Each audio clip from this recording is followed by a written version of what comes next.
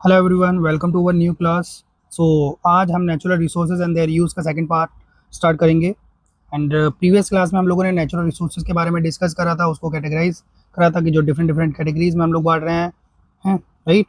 सो यहाँ पर देखोगे जो हम चीज़ें कंज्यूम कर रहे हैं कि नेचर से हमारे को रिसोर्सेज किस तरह से मिल रहे हैं, ठीक है, हमने वो बात करी। Then we talked about that categories of natural resources, like यहाँ पर आप देख सकते हो तीन categories, like essential for our life, like air, water, food, which are very important for us, by which without we cannot survive, right?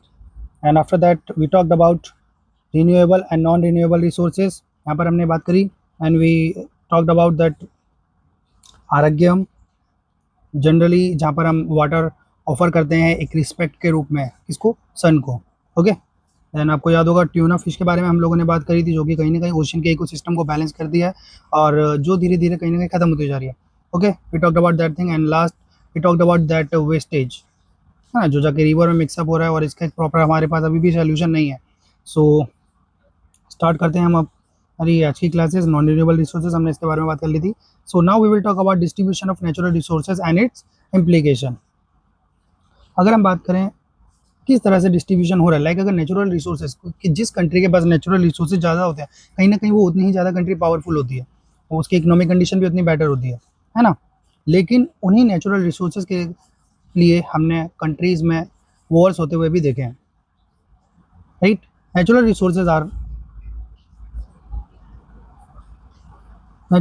are not evenly distributed across our planet or even within countries. These uneven distribution shapes human settlement, trade patterns, international relation and conflicts too. यहाँ पर दे रखा है many wars have been fought and continue to be fought to the gain control over natural resources. Current में अगर आप देखोगे oil, है ना, कहीं ना कहीं हर कोई चाहता है उस जगह को कंट्रोल करना जहाँ पर नेचुरल रिसोर्सेज ऑयल के फॉर्म में देखने को मिलता है, और भी जो दूसरे नेचुरल रिसोर्सेज अगर वहाँ पर है तो हर कोई चाहेगा कि उस कंट्री पर या उस जगह पर जो कंट्री है, जो पावरफुल कंट्री है, उसका कंट्रोल हो, या फिर जो दूसरी कंट्री कंट्रोल करना चाह रही है कि ठीक है ये नेचुरल रिसोर्सेज है, कहीं ना कहीं ये मेरे कंट्रोल में होंगे तो ज़्यादा बेटर होगा, है ना। तो उसके लिए वॉर्स वगैरह देखने को मिलती है, राइट। यहाँ पर आप देखोगे कोल, ऑयल, आयरन और बॉक्साइड, ये सारी लोकेशंस पर कहाँ कहाँ क्या मिल रहा है, okay. Industries located near natural resources create employment opportunities. कैसे, अगर वहाँ पर कोई काम कर रहा है तो कहीं ना कहीं वो बचेगा भी तो वहाँ पर, है ना, उससे क्या हो रहा है, अपॉर्चुनिटीज मिल रही हैं लोगों को, right. Opportunity township grow around them and expand economic opportunities for other too. अब लोग वहाँ पे बसने लगते हैं, अगर काम कर रहे हैं तो कोशिश करेंगे ना कि पास में बस जाए, okay. More modern facilities that improve the quality of life become accessible. However, these benefits are often accompanied by cost in the short term as well as in the long term. देखो short term में भी ये चीज़ें हमारे को देखने को मिलती हैं और कहीं ना कहीं लॉन्ग टर्म में भी इनका इम्पैक्ट देखने को मिलता है। We have examples from across the world of people living in resource-rich areas who have been displaced from their place to facilitate such developments. In some cases, their sacred places are under threat leading to conflict. और यहाँ पर क्या होता है कई बार, ठीक है, वो चीज़ अब लाइक अगर मैं फॉरेस्ट का एग्जांपल देता हूँ, कई बार होता है ना गवर्नमेंट को डेवलपमेंट करनी है, ठीक है, वो वहाँ से लोगों को शिफ्ट कर रही है और फिर कन्फ्लिक्ट भी देखने को मिलता है इस बीच में कि नहीं वो एक उनके लिए सेक्रेट प्लेसेस है या फिर वो काफ़ी टाइम से वहाँ पर रह रहे, नहीं खाली करना चाहते, है ना। तो यहाँ पर भी फिर हम लोगों को कन्फ्लिक्ट देखने को मिलता है। National and international trade depend on the geographical location of natural resources. Combined with human knowledge, skills, these can create unique products like the wood steel. As we know, trade fueled the developments of large empires in India. Right, आप देखोगे जो trade, जितने ज़्यादा resources हैं आपका economic development उतना ही ज़्यादा आपकी कंट्री डेवलप भी होगी, इकोनॉमिक रूप से मजबूत होगी, ठीक है। देखो यहाँ पर share water of the Brahmaputra river, जो रिसोर्स उसको लेकर कहीं ना कहीं कन्फ्लिक्ट भी देखने को मिलता है कि वो हर कंट्री चाह रही है कि वो उस चीज़ को कंट्रोल करे। Nature doesn't pay attention to political boundaries, of course वो तो डिसाइड नहीं हो रहा ना कि ठीक है ये इंडिया है या ये पाकिस्तान है कि जो वाटर है वो सिर्फ यहाँ पर आएगा वहाँ पर नहीं जाएगा, उसकी तो कोई बाउंड्रीज नहीं है। This lead to tension regarding the sharing of natural resources. Like अब आपको अगर बताओ इंडस वाटर ट्रीटी जो किसके बीच में, इंडिया और पाकिस्तान के बारे में, है ना। इंडिया और पाकिस्तान के बीच में जो ट्रीटी हुआ करती थी, अभी तो सस्पेंडेड है हाल फिलहाल में, तो वहाँ पर डिसाइड हुआ ना कि ठीक है 3 का रिवर इंडिया यूज़ करेगी और 3 का पाकिस्तान यूज़ करेगी, डिसाइड हो रहा है ना, लेकिन उस चीज़ को भी लेकर कन्फ्लिक्ट होते हैं। दिस लीड्स इवन सिर्फ स्टेट्स के बीच में नहीं, कंट्रीज़ के बीच में नहीं, बल्कि जो कंट्री के अंदर भी जो स्टेट्स हैं उनके बीच में भी हमारे को कन्फ्लिक्ट देखने को मिलता है। This leads to tension regarding the sharing of natural resources across states as well as countries. देखो स्टेट में भी देखने को मिल रहा है और कंट्रीज में भी वो चीज़ हमारे को देखने को मिल रही है। One example is the sharing of Kaveri river water among, कहाँ का, Kaveri river water, right, among Karnataka, Tamil Nadu, Kerala, Puducherry. Negotiation and deft management were required to maintain peace and fair sharing. तो कोशिश ये करी जा रही है ना कि हर किसी को बराबर मिले चीज़ें। Of course reaching such agreements between neighbouring countries is not easy. और जब फिर मैंने आपको इंडिया पाकिस्तान का एग्जांपल दे ही दिया है ना। चलो आगे चलते हैं। Mettur dam in Tamil Nadu built in on the Kaveri river. Mettur dam कहाँ पर है, तमिलनाडु में, ठीक है, याद रखना। फिर यहाँ पर बात होती है the natural resources curves.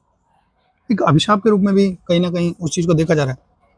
Means यहाँ पर जब मैं बात कर रहा हूँ नेचुरल रिसोर्सेज कर्व्स के रूप में, कि उस कंट्री के पास नेचुरल रिसोर्सेज हैं फिर भी वो उतनी डेवलप नहीं हुई, शायद उनके पास वो टेक्नोलॉजी नहीं रही कि वो उन रिसोर्सेज को यूज़ कर सकें।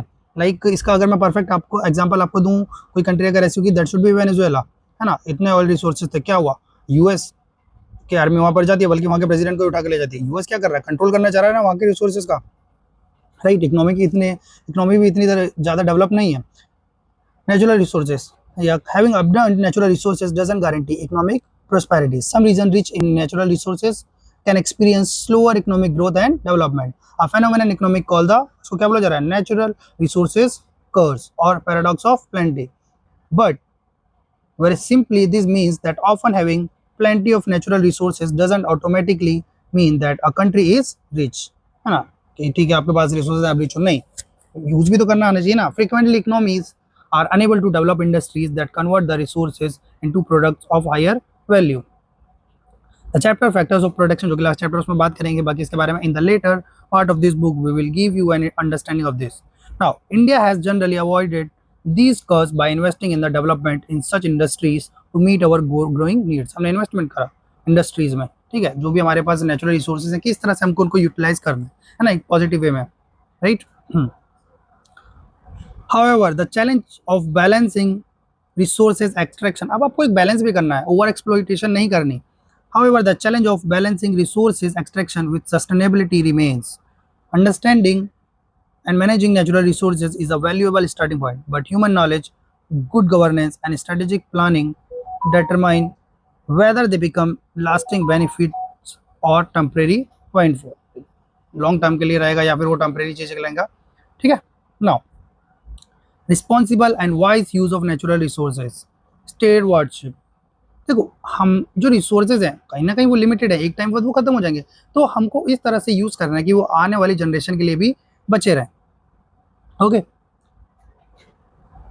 Sustaining life on earth requires that we respect nature and use natural resources in a way that enables the restoration and regeneration of renewable resources and the responsible and judicious use of non-renewable ones. ठीक है, मतलब जो चीज़ें जो resources अगर ठीक है वो रीजनरेट हो रही है, लेकिन उसके लिए हमें टाइम देना पड़ेगा ना उस चीज़ को। प्लस जो नॉन रिन्यूएबल रिसोर्सेज हैं, है ना, उनका इस तरह से इस्तेमाल करना है कि वो आने वाली जनरेशन के लिए भी बचे रहें। प्लस एक कहीं ना कहीं हमारे को एक अल्टरनेटिव भी ढूंढना पड़ेगा। कोल, पेट्रोल हमको पता है ये एक टाइम बाद खत्म हो जाएगा, तो कहीं ना कहीं हमारे को एक अल्टरनेटिव हम लोग ढूंढ रहे हैं। लाइक हम लोग रिन्यूएबल एनर्जी पर शिफ्ट हो रहे हैं ना, सोलर एनर्जी की अगर बात करें, है ना, कि ठीक है, क्योंकि एक अल्टरनेटिव तो लाना पड़ेगा ना, क्योंकि जब खत्म हो जाएगा उसके बाद क्या। Like scientist studying these aspects have want that the irresponsible treatment of natural resource has led to pollution, biodiversity loss and climate change. ये सारी प्रॉब्लम्स कहीं ना कहीं हमारे को देखने को मिली। बायोडाइवर्सिटी लॉस यहाँ पर दिया हुआ है, the decline in the variety of life on the earth. Like आप देखो कि बहुत सारी स्पीशीज हैं जो कहीं ना कहीं विलुप्त हो चुकी है ना, तो ये सारे प्रॉब्लम्स हम लोगों को देखने को मिल रहे हैं ना। अभी बात कर रहे थे ना रिस्टोरेशन एंड रीजनरेशन, ना उसके बारे में बात करते हैं। Restoration and regeneration of renewable resources किस तरह से होगा, यहाँ पर एग्जांपल्स के थ्रू समझेंगे। Here are two examples of how we are pushing the use of natural resources beyond their capacity to regenerate. हमको एक टाइम देना होगा, छोड़ देना चाहिए। Like many farmers in our country extract ground water for irrigation, use करें ना पानी सिंचाई के लिए purpose. In most states, the extraction rate is greater than the rate at which water table is replenished. देखो हम ग्राउंड वाटर यूज़ कर रहे हैं, लेकिन जब बारिश हो रही है जो वापस से उसका लेवल जो बढ़ना चाहिए उस स्पीड से नहीं बढ़ रहा, लेकिन वो निकाल रहे हैं हम पानी ज़्यादा स्पीड से, तो एक टाइम ऐसा आएगा ना, तो जो वाटर लेवल है वो कम हो जाएगा, धीरे धीरे चीज़ें खत्म हो जाएंगी। फिर क्या करेंगे, over time this defect builds up, leading to higher cost of extraction of groundwater and eventually it is unavailability. It has been predicted that many of our growing cities will run out of groundwater soon, and ये problem शायद हम लोग face करना शुरू कर चुके हैं। गर्मियाँ आती हैं जैसे दिल्ली तो ऑफ कोर्स पानी की प्रॉब्लम फेस करती है हर साल, है ना। बाकी जगह भी ये कहीं ना कहीं प्रॉब्लम देखने को मिल रही है। Initiative to raise ground water levels, अब कहीं ना कहीं किसी को तो इनिशिएटिव लेना पड़ेगा ना। Levels have been launch to remedy this, इस चीज़ को सोल्यूशन निकालना पड़ेगा। लाइक ट्रेडिशनल प्रैक्टिसेस, अब कैसे आप उस चीज़ को, उस प्रॉब्लम का सोल्यूशन निकाल सकते हो। Traditional practices of water harvesting, rejuvenation of ponds and tanks, cutting down of wasteful consumption of water, ठीक है, पानी का मतलब वेस्ट नहीं करना, यूज़ करना है। Processing and reusing water are some of the strategies attempted, ये कहीं ना कहीं कोशिश करेगा कि ठीक है हम पानी का सही से इस्तेमाल करें। Similarly the improper use of chemical fertiliser and pesticides has led to soil degradation, कहीं ना कहीं जो सॉइल है वो भी, जो उसकी फर्टिलिटी है वो भी ख़त्म हो रही है। Traditional farming practices considered soil to be part of mother earth, traditional farming के अगर पेस्टिसाइड्स वगैरह उतना यूज़ नहीं हो रहा पहले, ठीक है, लेकिन अब तो वो केमिकल वगैरह यूज़ हो रहे हैं, ठीक है, जिससे प्रॉब्लम क्रिएट हो रही है। Practice like the use of, क्या आप अगर ट्रेडिशनल वे यूज़ करो, like practices like the use of cow dung and other natural fertilisers, mulching, multi-cropping and so on enable holistic soil management. We must learn from these practices and apply them in our current situation to prevent further degradation. We need to replenish and rejuvenate our soil, जो उसकी उर्वरक शक्ति जो खत्म हो गई है कहीं ना कहीं उसको वापस से रिकवर करने की ज़रूरत है। लाइक जैसे प्रॉब्लम और है, like over exploitation of ground water, a caselet from Punjab. हम सभी को पता है लाइक जो ग्रीन रेवोल्यूशन स्टार्ट हुआ था, है ना, क्या हो रहा था वहाँ पर, हम लोगों ने हाई यील्ड वैरायटी सीड्स का उपयोग करा था एंड पेस्टिसाइड्स वगैरह यूज़ करा। क्यों करा था? ताकि जो प्रोडक्शन है वो बढ़ सके। ग्रीन रेवोल्यूशन आपको याद होगा 7th में भी आप लोग पढ़कर आए थे। जो ग्रीन रेवोल्यूशन के फादर हैं इंडिया में, दैट इज MS स्वामीनाथन, याद होगा सबको, right. Green revolution that fed a large proportion of our population, सबको पता है ग्रीन रेवोल्यूशन क्यों लाया गया था, है ना, ताकि प्रोडक्शन को बढ़ाया जा सके। MS स्वामीनाथन को क्रेडिट जाता है इंडिया में। एंड अराउंड 60s की अगर मैं बात करूँ, 65 से 68 के बीच में ये चीज़ें होती हैं। Like fed a large proportion of our population and contributed to India becoming self sufficient in food, इसलिए तो लाया गया था, बिकॉज पहले हम लोग क्या कर रहे थे, फूड इंपोर्ट कर रहे थे बाहर से, लेकिन यहाँ पर हम लोगों को सेल्फ सफिशिएंट, आत्मनिर्भर होना था फूड सेक्टर में, है ना। तो उस चीज़ के लिए हम लोग ग्रीन रेवोल्यूशन करा। Today the same state faces issues of sustainability, nature has been exploited beyond regeneration, at least in short term. However, this concern is not particular to Punjab. It affect many other states. सिर्फ पंजाब में नहीं है ये issue, ये बाकी states में भी problem face कर रहे हैं। In the 1960s, farmers shifted to high yield variety, आ गया ना HYV seeds of wheat and paddy. These required more water than the traditional seed. देखो ये जो बीज थे इनको कहीं ना कहीं पानी भी ज़्यादा चाहिए होता है, and farmers began to extract groundwater to meet this need.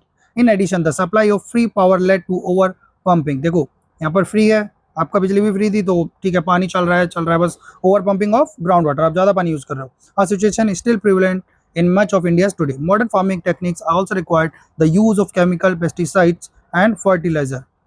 Right? इससे भी कहीं ना कहीं जो लैंड है, ठीक है, जो सॉइल है वो कहीं ना कहीं डिग्रेड हो रही है। The combined effect of these factors is that the groundwater level in the large part of Punjab has become inaccessible till depth of about 30 meters. इतना नीचे तक चला गया, and the chemical from the pesticides and fertilizer have dissolved in the groundwater, causing health hazard. और ये problem create कर रहा है, ठीक है, जो पेस्टिसाइड्स वगैरह यूज़ हो रहा है वो आपका ग्राउंड वाटर में भी मिल रहा है। एड पे चला गया। Almost 80% of the area of Punjab, ध्यान देना यहाँ पर, 80% area of the Punjab has been classified as over exploited. In other words, we have drawn water at rate much greater than at which restoration and rejuvenation of ground water is possible. मतलब exploitation यहाँ पर ज़्यादा हो रहा है, ठीक है, तो कहीं ना कहीं बहुत काम करने की जरूरत है। We can see that food security was ensured for the short term, ठीक है, हम लोग सेल्फ सफिशिएंट हो गए किस में, फूड में, लेकिन जो प्रॉब्लम आगे लॉन्ग टर्म में हम लोगों ने फेस करी किसकी थी, वाटर की। But the long term consequences will take time and effort to heal. Right, यहाँ पर देखो ये जहाँ पर वाटर लेवल और नीचे चला गया ग्रेटर देन 40, ये जो वो दिखा रखे जगह, ठीक है, ये हो गया आपका, है ना, ये सारे एरियाज में प्रॉब्लम दिख रहे हैं ना, है ना, राइट। चलो आगे चलते हैं। Now, तो अभी तक हम लोगों ने बात करी जो प्रॉब्लम हम लोग फेस कर रहे हैं, लाइक रीजनरेशन के लिए भी कहीं ना कहीं जो टाइम शायद प्रॉपर नहीं दे पा रहे हैं, ठीक है। Now we will talk about that Jaisalmer fort. यहाँ पर the case of cement, cement कहीं ना कहीं ये जो बहुत ज़्यादा पोल्यूशन करता है ना, ठीक है, रीजनरेट होने में सबसे ज़्यादा पोल्यूशन होता है इससे। चलिए बात करते हैं यहाँ पर ये जो फोर्ट दिखा रखा है यहाँ पर, Jaisalmer fort Rajasthan, a mud structure built in the 12th century and refurbished later using sandstone. बाद में इसको और बेटर करा गया सैंडस्टोन वगैरह यूज़ करके। अच्छा आपको याद होगा 7th में हम लोगों ने पढ़ा था गोल्डन सिटी किसको बोला जाता है, बताना कमेंट में। Okay, the case of cement, we can not imagine life without cement, no doubt. जहाँ पर अभी आप जहाँ से आप क्लासेस देख रहे हो, पढ़ रहे हो, कहीं ना कहीं किसी बिल्डिंग में बैठे, कहीं अपने घर में बैठा, कोई छत में बैठा, सब चीज़ें कहीं ना कहीं सीमेंट यूज़ हो रहा है ना, राइट। और हाउसेज, स्कूल्स जहाँ पर हम पढ़ते हैं, हॉस्पिटल्स, सारी चीज़ें किससे बन रही हैं, रोड्स, एयरपोर्ट, ब्रिजेस, सब जगह सीमेंट रिक्वायर्ड है। बट अब यहाँ पर ध्यान देना, the production of cement has been listed as one of the most polluting industries. Cement, the process of production releases fine dust that enters our lungs and those of animals, damaging them, settles on leaves or plants, decreasing their yields and causes soil and water pollution too. देख लो कितनी सारी problems create हो रही है किससे, cement generation से। यहाँ पर ध्यान देना, the central pollution control board, क्या बताया मैंने, central pollution control board has created guidelines for cement factories to ensure that pollution is minimized or eliminated. देखो वो चीज़ करनी तो पड़ेगी, लेकिन आपको कोशिश करनी है कि जो पोल्यूशन है वो मिनिमम हो, है ना। In addition there is a move towards, देखो एक इनिशिएटिव भी लिया गया। देखो अगर प्रॉब्लम है तो कहीं ना कहीं उसका सोल्यूशन भी होगा, या उसको कहीं ना कहीं हम कम करने की भी कोशिश कर सकते हैं। Like in addition there is a move towards creating alternative materials, यहाँ पर भी अल्टरनेटिव देखा हमने, that reduce pollution. These include the use of traditional materials like stone and mud, new plants-based materials and recycled materials from waste plastic. कि हम उसको एक alternative वे में यूज़ कर सकते हैं। यहाँ पर ध्यान देना, ये थोड़ा सा अ कम्युनिटी बिल्डिंग, ये देखो दिख रही है, ठीक है, a community building in Auroville constructed by Auroville earth institute which hold UNESCO chair for earthen architecture. This modern building is made of किससे बनी है, mud using special technique. UNESCO, ठीक है। यहाँ पर यूनेस्को का अगर बात करूँ, आपको फुल फॉर्म पता होनी चाहिए, 7th क्लास में डिस्कस करी हुई है हम लोगों ने, United Nation Educational Scientific Cultural organisation.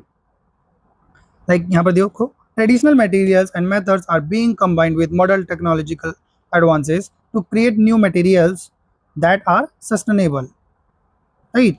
The process of production is less polluting, provide local employment and is designed keeping in mind the climate of the place.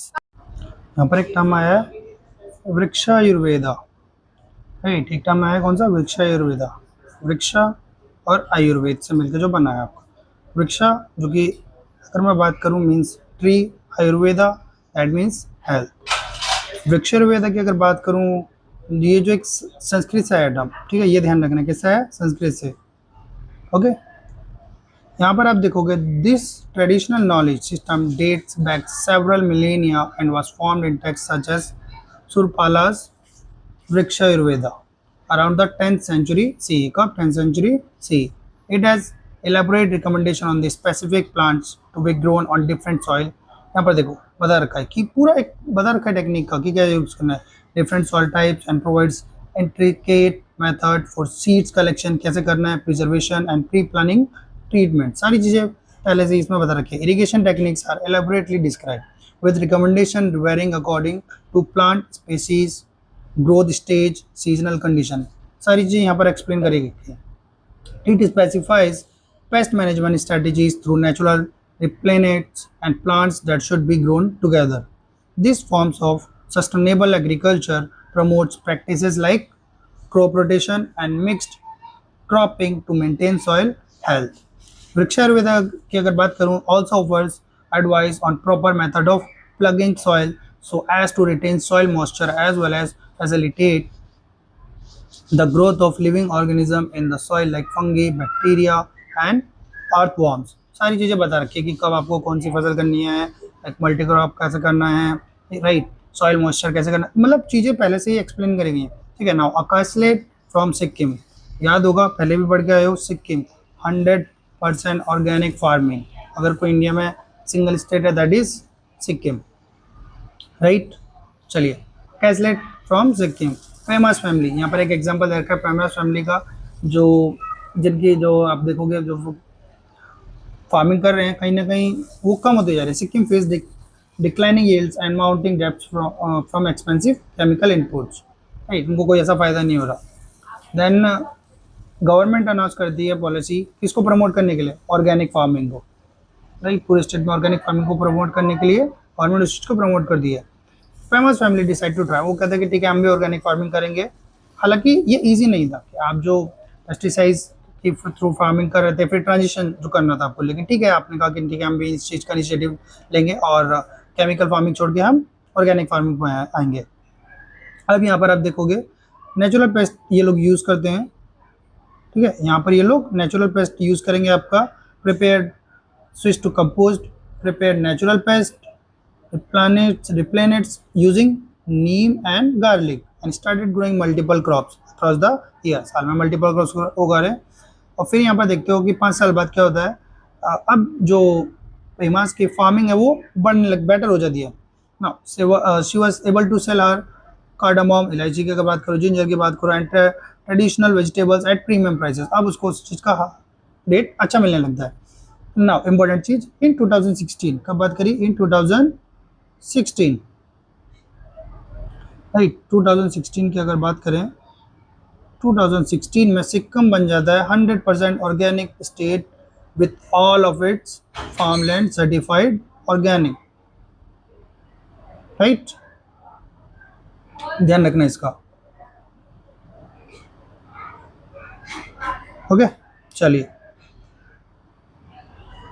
अगर बात करूं करंट में, today Sikkim serve as global model demonstrating that entire region can successfully transition to sustainable agriculture practices while improving both ecological and economic outcomes। देखो nature को भी उस चीज़ से फायदा हो रहा है, नेचर का भी नुकसान हम ज़्यादा नहीं कर रहे हो, कहीं ना कहीं आप जो ऑर्गेनिक फार्मिंग कर रहे हैं वो आपके लिए भी बेटर है, प्लस आपके हेल्थ के लिए भी अच्छा है कंपेयर टू केमिकल्स, है ना। Now responsible and judicious use of resources, अच्छे तरीके से लाइक अब सही तरीके से आपको यूज़ कर रहे हैं अगर नेचुरल रिसोर्सेज का, तो वो बेनिफिशियल है हर किसी के लिए, पूरी सोसाइटी के लिए actually, specially non renewable. In case of non renewable we need to ensure that we use the resources that they can last long enough for humanity to find more sustainable alternatives। For example, we need to make the switch to renewable resource of energy for as many purpose as we can। Shift हो रहे हैं ना हम किसकी तरफ, renewable resources की तरफ, है ना। यहाँ पर आप देखोगे satellite image of one of the largest solar park in the world located in Rajasthan, इसको ध्यान रखना है, कहाँ पर है, राजस्थान में। रिन्यूएबल एनर्जी की तरफ शिफ्ट हो रहे हैं। It can generate enough electricity to power about 15% of the current needs of Rajasthan, right. ये देखो solar farm near Raichur Karnataka, renewable energy की तरफ शिफ्ट हो रही है ये भी, ठीक है। यहाँ पर ध्यान देंगे, the international solar alliance India's leadership in renewable energy, IASE International Alliance for Solar Energy in 2015, a coalition of sunshine rich countries। देखो इंडिया में तो अगर बात करें जो सूरज की रोशनी एनर्जी हमारे को मिलती है बढ़िया तरीके से, ऐसा तो नहीं है ना कि यहाँ पर नहीं मिलती हो, नहीं, वो कंप्लीट रूप से मिलती है। The alliance focuses on countries blessed with abundant, देखो आगे ना यहाँ पे, with abundant sunlight throughout the year। No doubt India में तो इस चीज़ का कोई इशू नहीं है। India has helped channel billions of dollars into solar project across developing nations, sharing technical expertise and creating affordable financing options। The Bhadla Solar Park, ये ध्यान रखना, the Bhadla Solar Park is a symbol of India's solar ambitions। कहाँ पर है, Rajasthan, demonstrating how a country can transition from traditional energy resources to renewable alternatives। Options तो कहीं ना कहीं ढूंढना पड़ेगा ना। For Indians, these alliances represent both environmental responsibility and economic opportunity। Even as we deal with these issues, we must be mindful that the distribution and access of resources to resources, including basic ones, water, clean air, is often unfair to some sections of society। Like in cities, Many areas don't receive adequate and regular supply of drinking water. That's true, है ना? नहीं मिल पा रहा, कहीं हम लोग waste कर रहे हैं पानी, कहीं लोगों को मिल नहीं रहा पीने का पानी. Air pollution caused by industries and excessive use of fossil fuels affect those who are unable to protect themselves from these hazards. Right? We must remember, कहीं ना कहीं एक इनिशिएटिव लेने की जरूरत है. We must remember our relationship with the nature. Right? We must remember our relationship with nature and act as stewards of natural resources towards किस चीज़ के लिए? Restoration, regeneration and sustainability. Right? Restore करेंगे, regeneration करेंगे, उसके लिए time देना पड़ता है ना, है ना? सस्टेनेबल डेवलपमेंट करेंगे. ठीक. The Bhagavad Gita refers to lok sangrah the idea that everyone must transcend personal desires and act for the wellbeing of all. सबका ध्यान रखना. ऐसा नहीं है सिर्फ अपने बारे में सोचना, नहीं, आने वाली जो जनरेशन है उसका भी तो ध्यान रखना पड़ेगा ना हम लोगों को ही. ओके, सो ये हमारा पूरा चैप्टर था आपका related to natural resources and their use, कि इस तरह से यूज़ करना है नेचुरल रिसोर्सेज का कि आने वाली जनरेशन के लिए भी वो बचे रहें. राइट? एक नेचुरल तरीके से, एक ट्रेडिशनल वे में हमको यूज़ करना. क्लियर? सो ये था हमारा ऑल चैप्टर.